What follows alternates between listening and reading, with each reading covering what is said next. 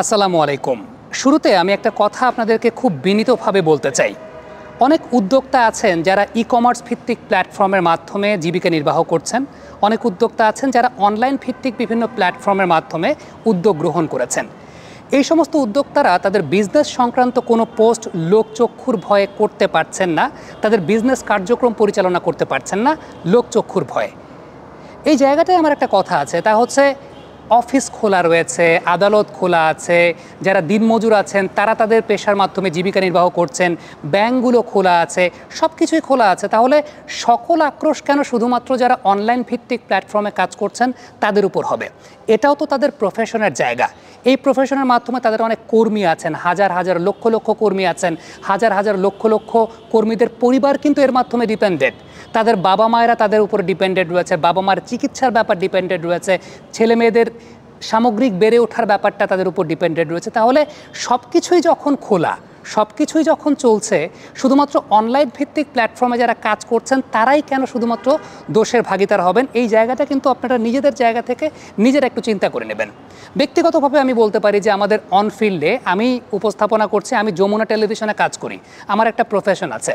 আমার ক্যামেরার পিছনে যে ছেলেটা আছে, যে ছেলেটা আমাদের দেখভাল করছে, আমাদের ভিডিও এডিটিংয়ে যে ছেলেরা রয়েছে, এরা প্রত্যেকে স্টুডেন্ট লাইফে স্টুডেন্ট হওয়ার পাশাপাশি তারা কাজ করছে, পরিবারকে সাপোর্ট দিচ্ছে। অনেকের আছে যাদের পরিবার সামগ্রিকভাবে ডিপেন্ডেন্ট আমাদের এখানকার ইনকামের উপরে। সো আলটিমেটলি আমরা যখন তাদেরকে ডিসকারেজ করছি, আবারও বলছি, অফিস চলছে, আদালত চলছে, রিক্সা চালক ভাইরা রিক্সা চালাচ্ছেন, ব্যাংক খোলা আছে, সবই ঠিক আছে, তাহলে এই ছেলেপেলেদেরকে আমি এখন বেকার করে দিব? এটা কি আপনারা চান কিনা এই বাংলাদেশে? সো আমাদের এখানে যে সমস্ত 20 থেকে 25 জন কর্মী কাজ করছেন, আপনারা দেখি যে ভিডিওর নিচে লেখেন যে খেলার খবর দেন কেন, খেলার খবর দেখতে চাই না। এখন কথা হচ্ছে, খেলার খবরের চ্যানেলে এসে আপনি খেলার খবর না দেখে আপনি আর কি দেখবেন? এখন অন্য খবর যদি দেখতে হয় তাহলে অন্য চ্যানেল আছে, আপনি খেলার খবর দেখছেন কেন? খেলার খবরের চ্যানেলে আপনি এসেছেন কেন? ভুলটা তো সেই জায়গাটায় আপনার। এখন আমার যদি কোনো ব্যক্তিগত স্টেটমেন্ট আপনার জানার প্রয়োজন থাকে, তাহলে আপনি আমার ব্যক্তিগত ফেসবুক অ্যাকাউন্ট থেকে দেখে আসেন আমি ব্যক্তিগত কোনো একটা সিচুয়েশন নিয়ে আমি কী বলছি। এখন আপনি যদি বলেন যে খেলার খবর দেন কেন, কারণ খেলার খবরের চ্যানেলে খেলার খবরই দেওয়া হবে। আমার কাছে মনে হয় শিক্ষিত মানুষ যারা, তারা প্রত্যেকে সচেতন, এই জায়গাটা অন্তত তারা বুঝবেন যে খেলার খবরের চ্যানেলে খেলার খবরই দেখানো হবে। আবার আমি যে যমুনা টেলিভিশনে কাজ করি, যমুনা টেলিভিশনের ইউটিউব চ্যানেল বা যমুনা টেলিভিশনে চোখ রাখলে আপনি অন্যান্য সংবাদ কিন্তু জানতে পারবেন। সো এই জায়গাটা আমার কাছে মনে হয় যে শিক্ষিত যারা, সচেতন তারা সেই জায়গাগুলো খুব ভালো মতো বোঝেন। এবং একটা আহ্বান প্রত্যেককে জানাবো, যারা ই-কমার্স ভিত্তিক বিভিন্ন প্ল্যাটফর্ম নিয়ে কাজ করছেন, প্লিজ আপনারা ওই যে লোকচক্ষুর ভয়ে বিজনেস বাদ দিয়ে দিবেন। এই কাজটা করলে নিজের পরিবারের সঙ্গে নিজের বেইমানি করাটা হয়। সো এই জায়গাটা আমার কাছে মনে হয় না যে সমীচীন কোনো কিছু হবে। সব কিছুই যখন চলছে, আপনারা কেন আপনাদের উদ্যোগের জায়গাটা বাদ রাখবেন? সো সেই জায়গাটা, এবং আবারও বলছি, ওই যে ব্যক্তিগত জায়গা থেকে আমার কি মতামত, আপনার কি মতামত, আমাদের ব্যক্তিগত ফেসবুক অ্যাকাউন্ট আছে, সেখানে গেলেই পাওয়া যায়। এখন জনে জনে সবার বাসায় গিয়ে কানে কানে কিন্তু আমার বলে দিয়ে আসার আসলে কোনো দরকার নাই যে আমি কি মনে করছি। যে বিষয় নিয়ে আসলে আজকের ভিডিওটা করতে যাচ্ছিলাম, যে বাংলাদেশ এ টিমে আমরা দেখতে পেয়েছি যে অনেকটাই জাতীয় দলের মতো একটা সেট আপ করা হয়েছে। বিশেষ করে টেস্ট ম্যাচ ক্রিকেটে আমরা যদি দেখি, তাহলে খেয়াল করে দেখব সেই জায়গাটায় মুশফিকুর রহিম, মুমিনুল হক, তারা বাংলাদেশ এ টিমে রয়েছেন। এই ব্যাপারটা নিয়ে অনেকে সমালোচনা করছেন যে তাহলে অন্যান্য ক্রিকেটার যারা, পাইপলাইনের ক্রিকেটার যারা, তাদেরকে পরখ করার সুযোগটা আসলে কোথায়? হ্যাঁ, এখানে একটা ব্যাপার আমরা বলতে পারি, সেই ব্যাপারটা হচ্ছে পাকিস্তানে যখন বাংলাদেশ টিম খেলতে যাবে, মূল বাংলাদেশ দল খেলতে যাবে, বিসিবি কোনো প্র্যাকটিস ম্যাচের অ্যারেঞ্জ করতে পারে নাই। এখন এটা কেন পারে নাই সেটা হয়তো বা বিসিবি ব্যাখ্যা দেবে। আমার সুযোগ থাকলে আমি সেটা জিজ্ঞেস করতাম যে কেন সেখানে কোনো প্রস্তুতি ম্যাচের ব্যবস্থা করা হয় নাই। এখন যেহেতু প্রস্তুতি ম্যাচের কোনো ব্যবস্থা করা হয় নাই এবং বাংলাদেশের ডোমেস্টিক ক্যালেন্ডারে আর কোনো এই মুহূর্তে এনসিএল বা বিসিএলের মতো টুর্নামেন্ট ক্যালেন্ডারে নাই, সো আলটিমেটলি বাংলাদেশ টিমের যে থিঙ্ক ট্যাঙ্ক বা সিলেক্টররা চিন্তা করেছেন যে যদি আমরা ন্যাশনাল টিমের কোর প্লেয়ার যারা টেস্ট ম্যাচ ক্রিকেটটা অনেক দিন ধরে খেলছেন না, তাদের একটা প্র্যাকটিসের সুযোগটা সেই জায়গাটা হয়ে যাবে। কারণ ইন রিসেন্ট পাস্টে আমরা লিমিটেড ওভার্স ফরম্যাট থেকে আসলে এসেছি, টি-20 ক্রিকেট বা টি-20 ওয়ার্ল্ড কাপটা থেকে এসেছি। সো এই জায়গাটা আমার কাছে মনে হয় যে চিন্তাধারার জায়গাটা খুব ভালো, কিন্তু এখান থেকে আরেকটু বড়োভাবে চিন্তা করা যায় কি না? একটু বড়োভাবে চিন্তা করা বলতে আমি যদি আপনাদেরকে ইন্ডিয়ান ক্রিকেটের এই বছরের আমরা ডোমেস্টিক স্ট্রাকচারটা বা ডোমেস্টিক ক্যালেন্ডারটা আপনাদেরকে যদি একটু খেয়াল করে দেখাই, তাহলে একটা বিষয় খেয়াল করে দেখবেন যে মেন্স ক্রিকেটে তারা যেভাবে সাজিয়েছে, ইমিডিয়েটলি ইন্ডিয়ার যেহেতু দেখা যাচ্ছে যে সামনে বেশ কয়েকটা টেস্ট ম্যাচের সিরিজ রয়েছে, তারা কিন্তু তাদের যে রঞ্জি ট্রফি, তাদের দুলীপ ট্রফি, যেগুলো লঙ্গার ভার্সন ক্রিকেট, সেগুলো এর মধ্যে রেখেছে। এই কারণে, কারণ তাদের প্লেয়ারগুলো এই লঙ্গার ভার্সন ফরম্যাটের ক্রিকেট খেলে দেন ন্যাশনাল টিমে সার্ভিস দিতে যাবে। আরেকটা ব্যাপার খুব উল্লেখযোগ্য আমি আপনাদেরকে বলি, সেটা হচ্ছে এই বছরটাতে বাংলাদেশে দেখেন প্ল্যানের জায়গাটা, এই বছরটাতে বাংলাদেশে নতুন একটা টি-20 টুর্নামেন্ট হওয়ার কথা, এরপর বিপিএল হওয়ার কথা। বিপিএল খেলে বাংলাদেশ টিম যাবে চ্যাম্পিয়ন্স ট্রফি খেলার জন্য। কিন্তু আপনি যদি ইন্ডিয়ার স্ট্রাকচারটা একটু খেয়াল করে দেখেন, ইন্ডিয়ার স্ট্রাকচারে 50 ওভার্সের টুর্নামেন্ট কিন্তু রয়েছে।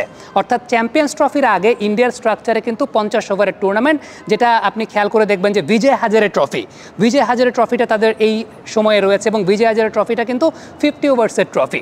সো এই বিজয় হাজারে ট্রফিটা তারা কিন্তু রেখেছে, সামনে চ্যাম্পিয়ন্স ট্রফি আছে, সেই চ্যাম্পিয়ন্স ট্রফির প্রস্তুতি হিসেবে। আর যদি লঙ্গার ভার্সন ক্রিকেট আপনি চিন্তা করেন, তাহলে সেই জায়গাটায় back to back Irani trophy রয়েছে, এবং ইরানি ট্রফির আগে যেটা আমরা দেখতে পেয়েছি রঞ্জি ট্রফি রয়েছে।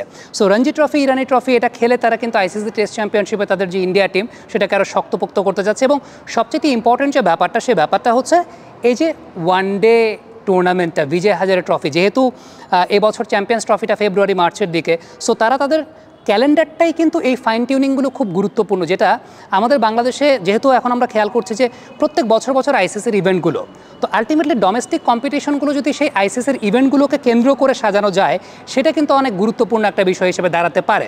যেমন আমরা এর আগে দেখলাম 2023 সালে 50 ওভারের বিশ্বকাপ খেলার পর বিসিএলটাকে ওয়ানডে ফরম্যাটে খেলানো হলো।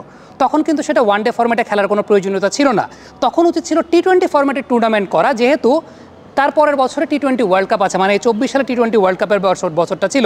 সো বিপিএলের আগে যদি বিসিএলটা ওয়ানডে ফরম্যাটে না হয়ে বিসিএলটা টি-20 ফরম্যাটে হতো, তাহলে কিন্তু আলটিমেটলি বাংলাদেশ ন্যাশনাল টিমের জন্য আপনি অন্তত বা বিপিএলের জন্য আপনি কয়েকটা প্লেয়ারকে পেতেন, যাদেরকে পরবর্তী সময় প্যাট্রোনাইজ করা যেত।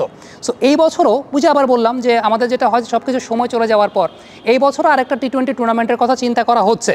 কিন্তু আরেকটা টি-20 টুর্নামেন্টটা যদি বিপিএলের ইমিডিয়েটলি আগে হয়, in the meantime one day টুর্নামেন্টটা খুব প্রয়োজনীয় ছিল, এই কারণে চ্যাম্পিয়ন্স ট্রফির ব্যাপারটা রয়েছে। এবং চ্যাম্পিয়ন্স ট্রফির আগে বাংলাদেশ ন্যাশনাল টিম সত্যিকারের অর্থে আসলে তিনটা 6টা ওয়ানডে খেলতে পারবে, 3টে ইন্ডিয়ার সঙ্গে, 3টে ওয়েস্ট ইন্ডিজের সঙ্গে। আর বাংলাদেশ এ টিমের 3টে ওয়ানডে হওয়ার কথা রয়েছে নিউজিল্যান্ডের সঙ্গে। সো আমরা যদি 9টা ওয়ানডেও ধরে নেই, 9টা ওয়ানডেতে আপনি আসলে কতগুলো প্লেয়ারকে সুযোগ দিতে পারবেন, এটাও একটা বিষয় রয়েছে।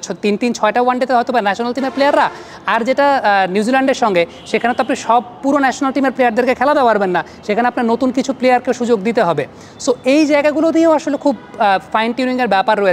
যদি ওই বিষয়টা চিন্তা করা যেত যে স্পেসিফিক যে ফরম্যাটের আইসিসি ইভেন্ট আমার সামনে রয়েছে, সেই ফরম্যাটটাকে আমরা একটা গুরুত্ব আরোপ করছি। আমার মনে আছে পাকিস্তান 2022 সালের যে টি-20 ওয়ার্ল্ড কাপ খেলতে গেছে, ওই তো সময়টাতেই তাদের ন্যাশনাল টি-20 কাপ চলছিল, এবং তারা এই কারণে ওই সময়টাতে ন্যাশনাল টি-20 কাপ রেখেছিলেন যে যদি কোনো রিপ্লেসমেন্ট তাদের প্রয়োজন পড়ে, এমন প্লেয়ারকে তারা নিয়ে যাবেন যিনি অলরেডি তখন টি-20 ক্রিকেটের মধ্যে আছেন। সো এই জায়গাগুলো পরিকল্পনা ডেফিনেটলি খুব গুরুত্বপূর্ণ। হ্যাঁ, দুজন সিনিয়র ক্রিকেটার আমরা নাম বলছিলাম যে মুশফিকুর রহিম এবং মুমিনুল হক, তারা এ টিমে রয়েছেন। ওয়ানডে টিমটা পুরোপুরি মোটামুটি মনে হচ্ছে যে বাংলাদেশ ন্যাশনাল টিমের সঙ্গে একটা ছায়া ন্যাশনাল দলের মতো। সাপোর্ট করি এই কারণে, যেহেতু আমাদের ব্রাঞ্চ অফ প্লেয়ার্সদের সংখ্যা খুব কম, এবং এই মুহূর্তে যেহেতু বাংলাদেশের ইম্পর্টেন্ট বেশ কয়েকটা জায়গা রয়েছে, পাকিস্তানের সাথে এই ওয়ানডে সিরিজে যদি বাংলাদেশের এই প্লেয়ারগুলো একটু রেডি থাকতে পারেন, চ্যাম্পিয়ন্স ট্রফির জন্য হয়তোবা একটা ব্রাঞ্চ অফ প্লেয়ার্স আপনার রেডি থাকে। তবে তার চাইতে ইম্পর্টেন্ট ছিল যদি আরেকটা টুর্নামেন্ট আসলে ওয়ানডে ফরম্যাটে চ্যাম্পিয়ন্স ট্রফির আগে করা যেত। আমি জানি না সেটা বাংলাদেশ ক্রিকেট বোর্ড করবে কিনা, কারণ এর মধ্যে বিপিএল রয়েছে। সো বিপিএল থেকে টেম্পোটা শিফট করে এরপর ওয়ানডে ক্রিকেটে যাওয়া, সেটা হিতে বিপরীত হয় কিনা, সেটাও কিন্তু একটা দেখার বিষয় রয়েছে। কমেন্ট বক্সে আপনাদের মন্তব্য, মতামত জানতে চাই। এবং আবারও একটা কথা বলি, সেই কথাটা হচ্ছে যে যারা উদ্যোক্তা আছেন, যারা অনলাইন ভিত্তিক বিভিন্ন প্ল্যাটফর্মে উদ্যোক্তা হিসেবে কাজ করছেন, যাদের উপর অনেক পরিবার ডিপেন্ডেন্ট রয়েছে, আপনাদের কাজগুলো আসলে থামিয়ে দেওয়ার আমার কাছে মনে হয় না যে লোকচক্ষুর ভয়ে আপনারা কাজকে থামিয়ে দেবেন, তাহলে দিন শেষে সেটা কিন্তু আসলে আপনার পরিবারের উপর, এন্টায়ার একটা ইকোনমির উপর কিন্তু অনেক বড় ইম্প্যাক্ট ফেলছে। সব কিছুই যখন অফিসগুলো চালু হয়ে গেছে, ব্যাঙ্কগুলো চালু হয়ে গেছে, প্রত্যেক দিন মজুর তার প্রত্যেকদিনকার কর্মকাণ্ডে যাচ্ছেন, সো আলটিমেটলি আপনি যে কাজটা করছেন সেটাও আপনার প্রফেশন, এই প্রফেশনটার গুরুত্ব বোঝাটাও আসলে কিন্তু খুব গুরুত্বপূর্ণ একটা বিষয়। সো ওই আহ্বানটুকু আমার অন্তত থাকবে যে অন্তত ভাই মানুষের রিজিকের উপর যাতে কোনো হাত না আসে। Thank you very much. Comment বক্সে আপনাদের মন্তব্য জানতে চাই।